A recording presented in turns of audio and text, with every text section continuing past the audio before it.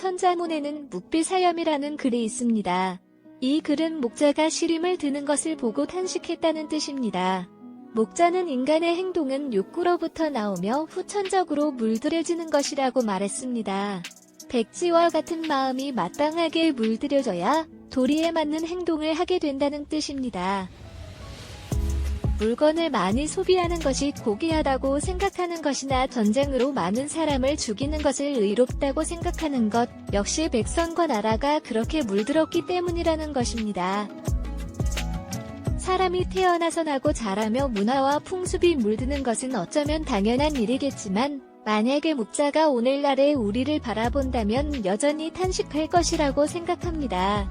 과소비를 삼가야 한다는 캠페인을 벌이다가 다시 경기 활성화를 위해 소비를 늘려야 한다는 반대의 목소리에 가려지는 것처럼 오늘날에도 논란의 여지가 많은 문제들이 많습니다. 서로의 생각이 맞지 않으면 옳고 그른 바를 따지고 누가 잘했니 잘못한 일을 겨루며 다투곤 합니다. 목자 사상의 입장은 민중의 이익입니다. 그것은 전쟁을 반대하고 서로 사랑하고 나누자는 것이지요. 이것의 근본은 사람과 사람의 관계를 인간적인 것으로 만들어 나가자는 것입니다.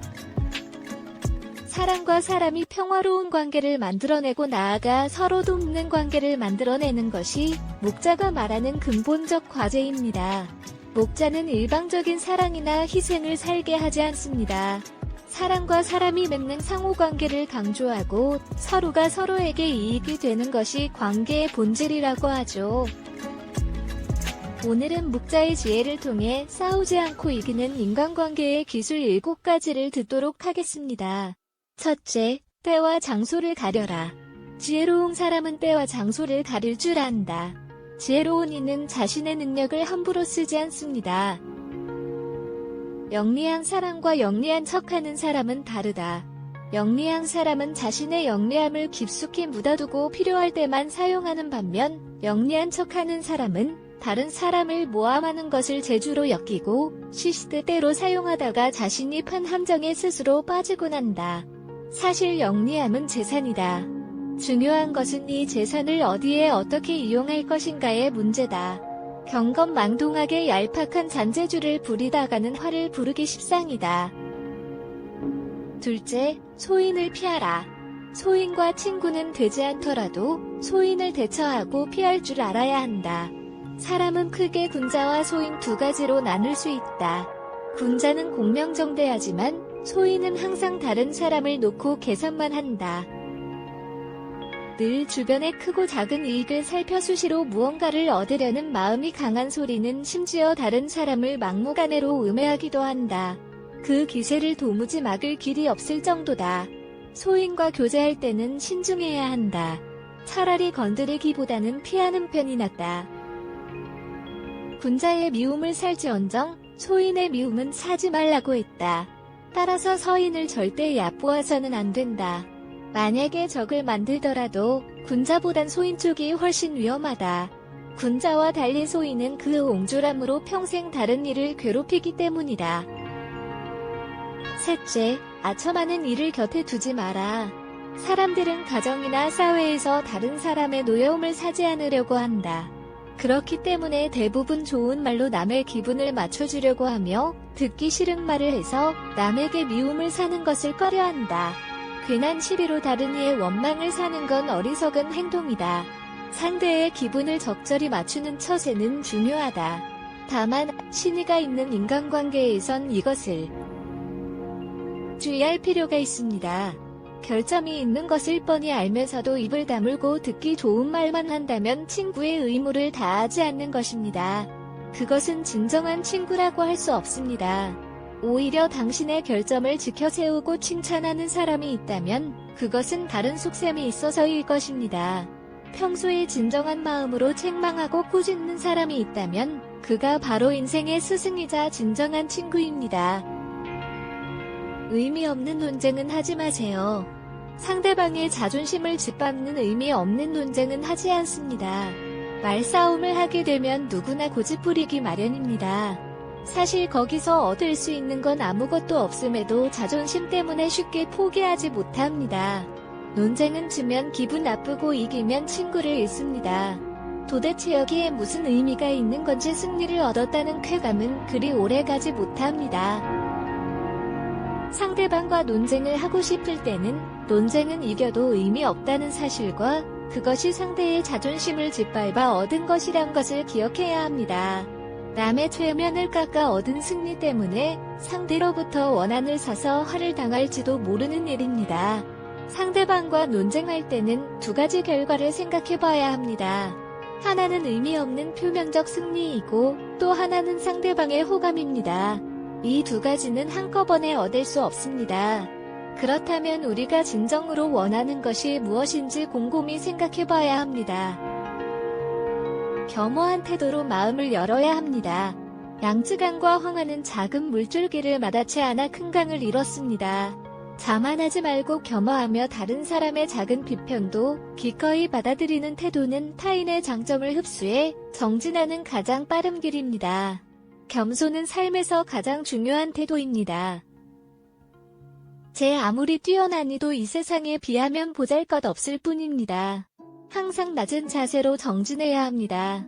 배움을 통해 자기 잘못을 바로잡고 넓은 마음으로 부족한 것을 받아들여 자신의 장점을 더욱 향상시켜야 합니다. 사실 이것은 말은 쉬어도 실천에 옮기기는 어려운 덕목입니다.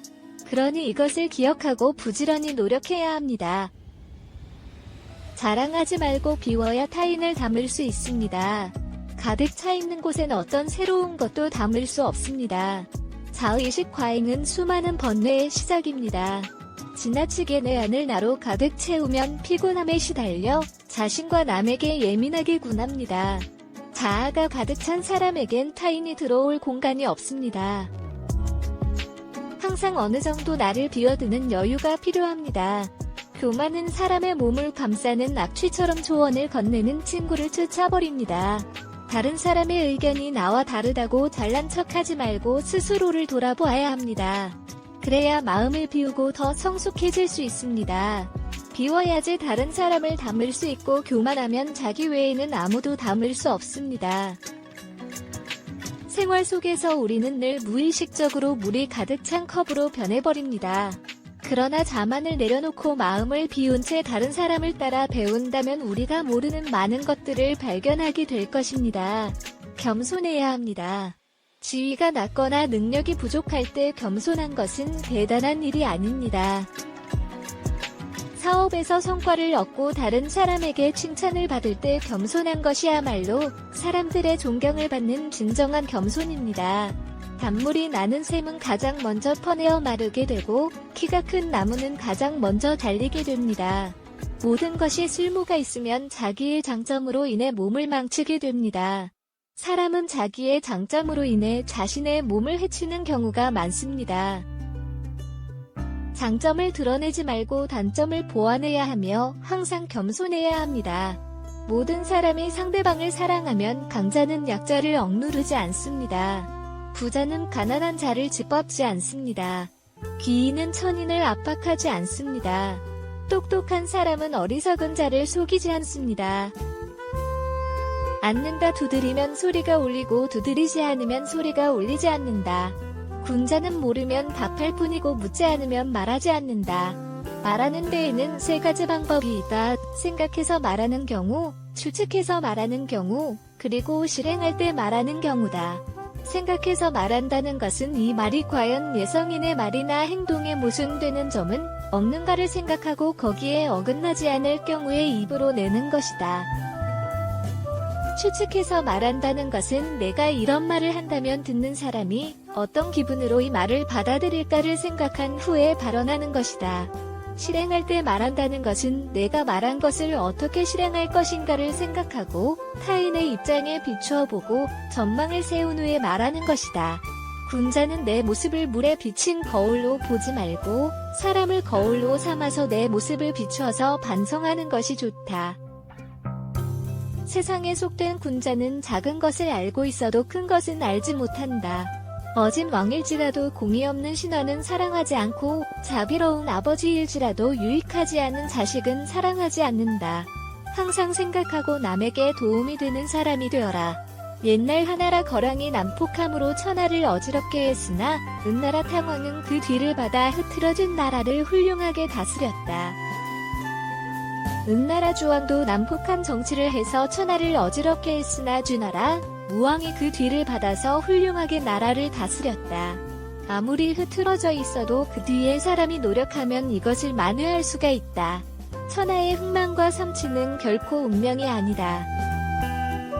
천명이나 운명론을 믿는 것은 바보나 하는 짓이다. 올바른 도리를 돈독하게 지키지 못하고 사물을 널리 분별하지 못하며 옳고 그름을 살펴분간하지 못하는 자는 더불어 놀만한 사람이 되지 못한다.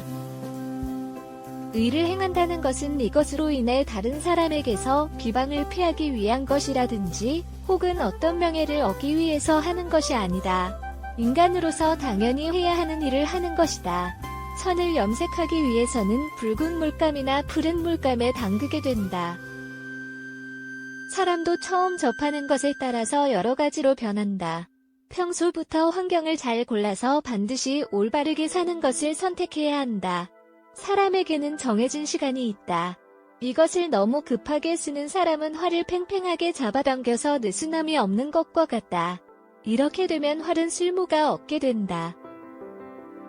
사람은 항상 적당한 느슨함이 필요하다. 물은 불에 익으나 흙에는 진다. 흙은 물에 익이나 나무에는 진다. 나무는 흙에는 익이나 쇠는 진다. 쇠는 나무에는 익이나 불에게는 진다. 푸른 쇠는 물에 익이나 불에는 진다.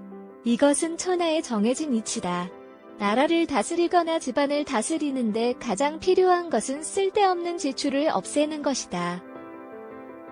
이것은 옛날 성인 현자의 가르침이다.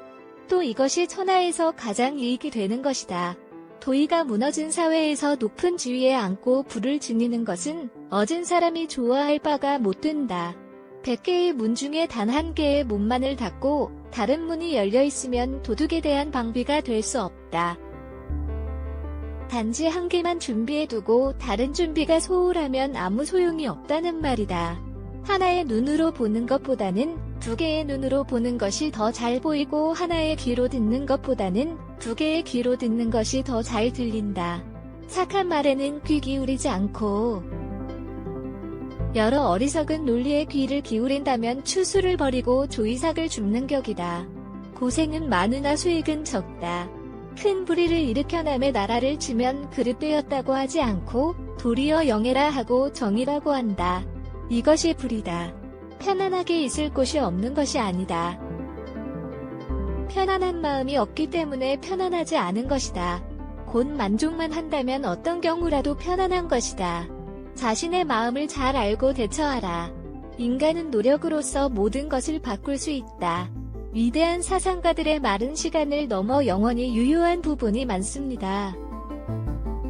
시대상을 반영하기보다는 인간의 뿌리의 바탕을 둔 통찰이라서 그렇습니다. 목자의 구원에는 당연하지만 놓치기 쉬운 인생의 지혜가 가득합니다. 늘 곁에 두고 정진하며 복귀할 가치가 있지요.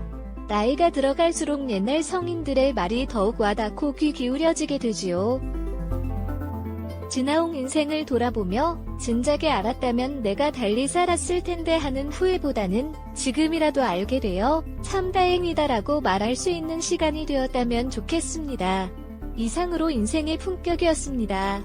하루하루 당신의 품격이 더 빛나길 바랍니다.